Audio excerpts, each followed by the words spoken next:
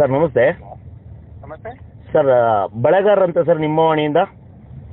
ಹಾಂ ಹೇಳಿ sir. Sir ತಮ್ಮದೊಂದು article ಓದಿದೆ, ಇದು ATP ಕ್ಯಾನ್ಸಲ್ ಮಾಡಿಸ್ತಾ ಇದ್ದೀರಾ ಅಂತ. ಅದ್ರ ವಿಷಯ ಮಾತಾಡೋಣ ಅಂತ ಫೋನ್ ಮಾಡಿದೆ ಸರ್ ತಮ್ಮ ಹತ್ರ. ಸರ್ ಇವಾಗ ATP ತೆಗೆಯೋದ್ರಿಂದ ಆಗುವ ಲಾಭಗಳೇನು ಸರ್, ಪ್ರಯೋಜನ? ನೀವು ಲಾಭಗಳು? ಹಾಂ ಸರ್. ಈಗ ATP ಆಗಿರೋದು ತಮಗೆ ಗೊತ್ತಿದೆ, ಒಂದು 10-15 ವರ್ಷದ ಮೊದಲಿಂದ ಇರುತ್ತೆ. ನನಗೆ ತಿಳಿದ ಮಟ್ಟಿಗೆ 2000ರಲ್ಲಿ ATP ಬಂತು ಸರ್. ಹಾಂ, 2000ರಲ್ಲಿ ATP ಬಂದಿತ್ತು. ಅವಾಗ ನಮಗೆ ನಮ್ಮ ಕ್ಯಾಶ್ ಕೌಂಟರ್ ಒಂದು ಬಿಟ್ಟರೆ ಹೌದು, ಬೇರೆ ಪರ್ಯಾಯ ವ್ಯವಸ್ಥೆ ಇದ್ದಿಲ್ಲ. ಯಾವುದೇ ಥರ ಪರಿಹಾರ ವ್ಯವಸ್ಥೆಗಳು ಇದ್ದಿಲ್ಲ ಸರ್. ಹೌದು ಸರ್. ಅವಾಗ ಜನಕ್ಕೆ 3 ಗಂಟೆಗೆ ನಮ್ಮ ಕ್ಯಾಶ್ ಕೌಂಟರ್ ಕ್ಲೋಸ್ ಆದ ಮೇಲೆ ಅವ್ರು ಏನಾದ್ರು ದುಡ್ಡು ಕಟ್ಟಬೇಕಾದ್ರೆ ಯಾವುದೇ ಥರ ವ್ಯವಸ್ಥೆ ಇಲ್ಲ, ಜನಕ್ಕೆ ಬಹಳ ಅನಾನುಕೂಲ ಆಗ್ತಾ ಇದೆ ಅಂತ ನಾವು ಮಾಡಿದ್ವಿ. ಅವ್ರು ಯಾರು ಒಂದು ಬಿಲ್ ಏನು ಕಟ್ತಾರೋ ಆ ಬಿಲ್ಗೆ ಆ ATPಗೆ ಸಂಬಂಧಪಟ್ಟವ್ರಿಗೆ ಇಷ್ಟು ದುಡ್ಡು ನಾವು ಕೊಡ್ತಾ ಇದ್ದೀವಿ. ಹೌದು ಹೌದು ಸರ್. ಈಗ ಕ್ರಮೇಣ ಈಗ ಟೆಕ್ನಾಲಜಿಗಳೆಲ್ಲ ಡೆವಲಪ್ ಆದ ಮೇಲೆ ಸರ್ ಕೆಲವು ಕಡೆ ಈವನ್ ಮೀಟರ್ ರೀಡರ್ಗಳ ಹತ್ರನ ಪೇಮೆಂಟ್ ಮಾಡ್ಕೊತಾರೆ, ಕೆಲವು ಕಡೆ ಕ್ರೆಡಿಟ್ ಕಾರ್ಡಲ್ಲಿ ಮಾಡ್ತಾರೆ, ಡೆಬಿಟ್ ಕಾರ್ಡಲ್ಲಿ ಮಾಡ್ತಾರೆ, ಆಮೇಲೆ ಪ್ಲಸ್ ಬೇರೆ mode of payments Paytm, Google pay ಮಾಡ್ತಾರೆ. ಹೌದು ಸರ್. UPI ಮುಖಾಂತರ ಹಲವಾರು ರೀತಿಗಳಲ್ಲಿ ಮಾಡ್ತಾ ಇದ್ದಾರೆ ಸರ್.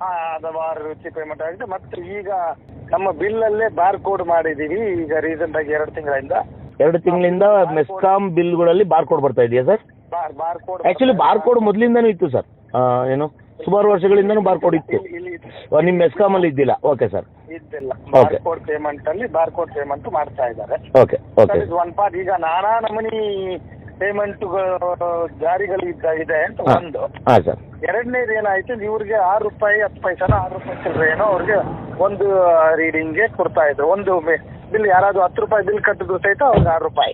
ಹೌದು ಸರ್. ₹20 ಬಿಲ್ ಕಟ್ರು ಒಂದು ₹6 ಕೊಡ್ತಾ ಇದ್ದೀವಿ. ATP ಕೌಂಟ್ರಿಗೆ ₹6 10 ಪೈಸೆ ಕೊಡ್ತಾ ಇದ್ರಿ ಸರ್ ನೀವು 10 ಪೈಸೆ ಒಂದು ಬಿಲ್ನ ರೆಸಿಪ್ಟ್ ಮಾಡಿದ್ರೆ. ಒಂದು ರೆಸಿಪ್ಟ್. ಈಗ ಏನ್ ಮಾಡಿದ್ರೆ ಅವ್ರು ಟೆಂಡರ್ ಕರೆದಿದ್ದಾರೆ. ಅವ್ರದ್ದು 31 ಡಿಸೆಂಬರ್ಗೆ ಅವ್ರದ್ದು ಅವಧಿ ಮುಗೀತು. ಸರ್. ಮುಗಿಯೋಕ್ಕಿಂತ ಮೊದಲೇ ಇವರು ಟೆಂಡರ್ ಕರೆದಿದ್ದಾರೆ. ಯಾವ ಕಂಪನಿ ಇತ್ತು ಸರ್ ಇಲ್ಲಿವರೆಗೂ? ಇಲ್ಲಿ ಯಾವುದು ಐ ಥಿಂಕ್ ಐಡಿಯಾ ಇನ್ಫಿನಿಟಿ ಅಂತ ಅನ್ಕೋತೀನಿ ನಾನು. Okay okay okay sir. ಒಂದು ಯಾವ್ದು ಕಂಪನಿ ಇತ್ತು, ಅದು ಹೆಸರು ಕರೆಕ್ಟ್ ಐಡಿಯಾ ಇನ್ಫಿನಿಟಿ ಅಂತ ಅನ್ಕೊಂಡಿದ್ದೆ. ಅದು ಏನಾಯ್ತು, ಟೆಂಡರ್ ಕರೆದಾಗ ₹18 60 ಪೈಸನು ₹18 ಚಿಲ್ಲರೆ ಕೋಟ್ ಮಾಡಿದ್ದಾರೆ. ಬೆಸ್ಕಾಮಲ್ಲೂ ಅದೇ ರೇಟ್ ಇದೆ ಸರ್ ಇವಾಗ. ಇರ್ಬಹುದು ಗೊತ್ತಿಲ್ಲ. ನಾವು ಆಮೇಲೆ ಕರೆದು ಅವ್ರಿಗೆ ನೆಗೋಷಿಯೇಟ್ ಮಾಡಿದ್ವಿ. ಇದರಲ್ಲಿ ಒಂದು ಆಡಿಟ್ ತರ ಬಂದಿದೆ. ಎಲ್ಲಾ ಪೇಮೆಂಟ್ ಅಲ್ಲಿ ಬೇರೆ ಬೇರೆ ಪೇಮೆಂಟ್ಗಳು ಬಂದಾಗ ನಿಮಗೆ ₹6 5 ಕಡಿಮೆ ₹3 ₹2 ಇದೆ. ಇದು ಮಾತ್ರ ₹6 ಇದೆ. ₹6 ಕೊಡೋದು ನಿಮ್ಗೆ ಲಾಸ್ ಆಗ್ತದೆ. ಮತ್ತೆ ಈಗ ನಾನಾ ನಮೂನಿ ಪೇಮೆಂಟ್ಗಳು ಬಂದಾಗ ಇದನ್ನ ಅವಶ್ಯಕತೆ ಇದೆ ಅಂತ ರೀತಿ ಈಜಿ ಪರ ಇದೆ. ನಾವು ಅವ್ರನ್ನ ಕರೆದು ನೆಗೋಷಿಯೇಟ್ ಮಾಡಿದ್ವಿ, ಬ್ರಿಂಗ್ ಡೌನ್ ಪ್ರೈಸ್ ಅಂತ.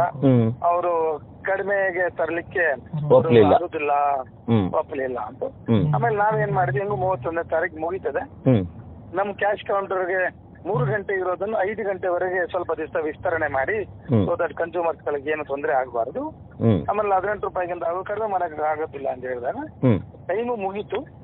ಬಟ್ ಅವ್ರಿಗೆ ನೆಗೋಷಿಯೇಟ್ ಮಾಡ್ಲಿಲ್ಲ ಅಂತ ಅಲ್ಲಿಗೆ ಅದನ್ನು ಸ್ಟಾಪ್ ಮಾಡಿದ್ವಿ. Super sir. ಕಂಪನಿಗೆ ಒಂದು ಅದ್ಭುತ ನಿರ್ಧಾರ ತಗೊಂಡಿದ್ದೀರಿ ಸರ್ ತಾವು. MD ಆದ ತುಂಬಾ ಕಮ್ಮಿ ಸಮಯದಲ್ಲಿ ನಿಜವಾಗ್ಲೂ ಸರ್ ಖುಷಿ ಆಗುತ್ತೆ. ಯಾಕಂದ್ರೆ ಸರ್ ಇವತ್ತು ಒಂದು ಬಾರ್ ಕೌಂಟರ್ ಆಗಿರ್ಬೋದು, KSRTC ಆಗಿರ್ಬೋದು, BMTCs ಆಗಿರ್ಬೋದು, ಅಥವಾ ಒಬ್ಬ ಪೊಲೀಸ್ ಅವ್ರ ಹತ್ರನೂ ಇವತ್ತು QR ಕೋಡ್ ಜನರೇಟ್ ಆಗುವಂತಹ ಒಂದಿಷ್ಟು MRIಗಳು ಕೈಯಲ್ಲಿದೆ ಸರ್. ಸರ್ ಅದ್ಭುತ ಸರ್. ಜಯಕುಮಾರ್ ಸರ್, ತಾವು KPTCL DT ಆಗಿ ಒಂದಿಷ್ಟು ದಿನ ಸರ್ವಿಸ್ ಮುಗಿಸ್ಕೊಂಡು ಹೋಗಿದ್ದೀರಾ. ಇವತ್ತು KPTC ಮೆಸ್ಕಾಂ MD ಆಗಿದ್ದೀರಾ. ನಿಮಗೆ ಮೊದಲನೇದಾಗಿ ಅಭಿನಂದನೆಗಳು. ಈ ರೀತಿಯ ಅದ್ಭುತವಾದ ಒಂದಿಷ್ಟು ನಿರ್ಧಾರಗಳನ್ನ ತಗೊಂಡು ಕಂಪನಿನ ಉಳಿಸಿ ಇವತ್ತು ಬೆಸ್ಕಾಮು 18,000 ಕೋಟಿ ಸಾಲದಲ್ಲಿದೆ, ಆದರೆ ಮೆಸ್ಕಾಮು ಇವತ್ತು ಲಾಭದಲ್ಲಿದೆ.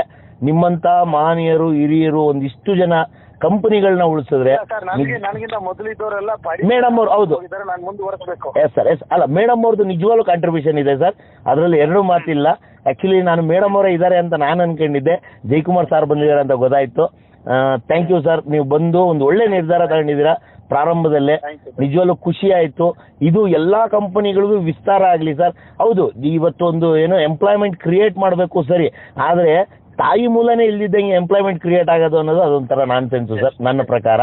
ತಾವು ನಿಜವಾಗ್ಲೂ ಒಂದು ಒಳ್ಳೆ ಅದ್ಭುತ ನಿರ್ಧಾರ ತಗೊಂಡಿದ್ದೀರಾ. ಇವತ್ತಿನ ಟೆಕ್ನಾಲಜಿಗೆ ಪೂರಕವಾಗಿ ಒಂದಿಷ್ಟು ಸ್ಟೆಪ್ಸ್ನ ತಗೊಂತಾ ಇದ್ದೀರಾ. ಮುಂದಿನ ದಿನಗಳಲ್ಲಿ ಮೆಸ್ಕಾಮ್ ಅದ್ಭುತ ಕೆಲಸ ಮಾಡಲಿ. ನಿಮ್ಮ ಒಂದು ಕಾರ್ಯ ಯೋಜನೆ ಅಡಿಯಲ್ಲಿ ಇನ್ನೂ ಅದ್ಭುತವಾದ ಕಾರ್ಯಗಳು, ಹೊಸ ಹೊಸ ಯೋಜನೆಗಳು ಬರಲಿ ಅಂತ ನಿಮ್ಮ ಹೊಣೆ ಕಡೆಯಿಂದ ನಾನು ಸಹ ಕೇಳ್ತಾ ಇದ್ದೀನಿ. ಎಲ್ಲರೂ ಸಹಕಾರ ಇರಲಿ. Thank you sir, thank you sir, thank you sir, thank you sir, thank you.